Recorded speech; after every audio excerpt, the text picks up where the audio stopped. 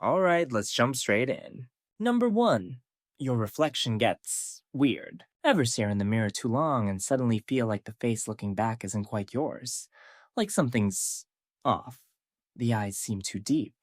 The expression changes just a little too slowly. Congratulations, you've entered the funhouse of mirror-induced derealization. It's called the strange face illusion, and yes, it's a real thing. When you're already alone and understimulated, your brain starts to mistrust the image.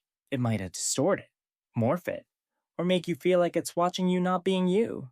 Some people report their reflections smiling when they aren't. Others say it looks like their face is melting or hollow. And if that doesn't sound like a deleted scene from a horror movie, I don't know what does.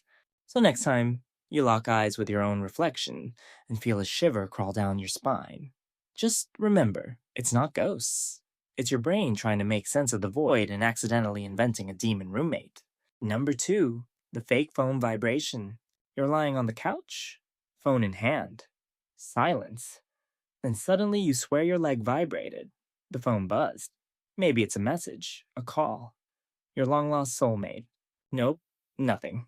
Welcome to phantom phone vibration syndrome. A thing that is very real, extremely weird, and wildly unhelpful. This happens when your nervous system gets so used to constant alerts, it starts sending fake ones, like a clingy X but inside your thigh. Some researchers think it's a form of learned expectation. Your brain assumes your phone is always going off, so it just decides to hallucinate the feeling.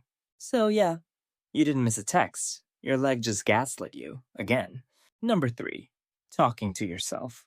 A lot. You know how you're supposed to process your thoughts. Cool. But when you're alone too long, that can evolve into full blown monologues, arguments, and Oscar worthy one person performances. Psychologists call this self talk, and in small doses, it's healthy. It helps with focus, memory, and motivation. But if you're narrating your every move like you're filming a cooking show for one, now we gently scoop the peanut butter with a sad spoon of regret. Your brain might be slipping into the overcompensation zone trademark. Is it creepy? Kinda. Is it normal? Also, yes, even kids do this instinctively while playing. The issue isn't that you're talking to yourself. The issue is when you start arguing with the fridge, because it knows what it did.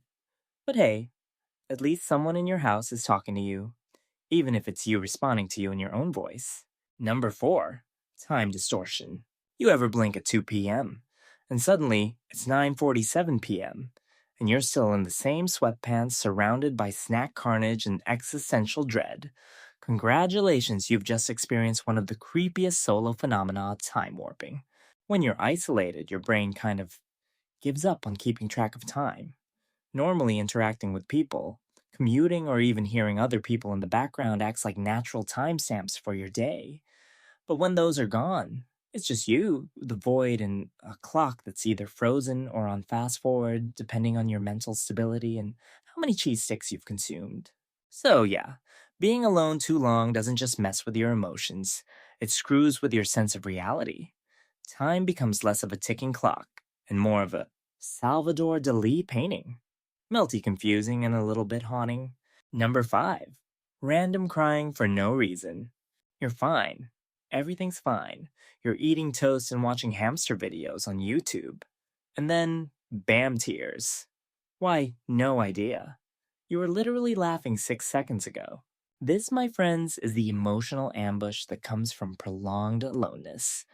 Your brain's equivalent of opening a mystery box labeled feelings you didn't ask for.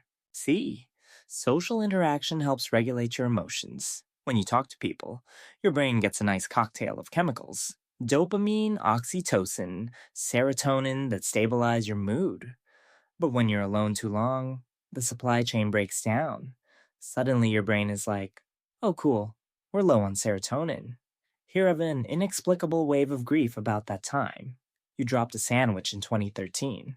Basically, you're a human lava lamp swirling around in slow motion feelings with no warning and no off switch. Neat. Number 6, seeing things that aren't there. Let's say you're chilling in a dimly lit room scrolling your phone when something flickers in your peripheral vision. You turn your head. Nothing. You go back to scrolling. It happens again. At this point, you're 62% sure your house is haunted and 38% sure you need a nap.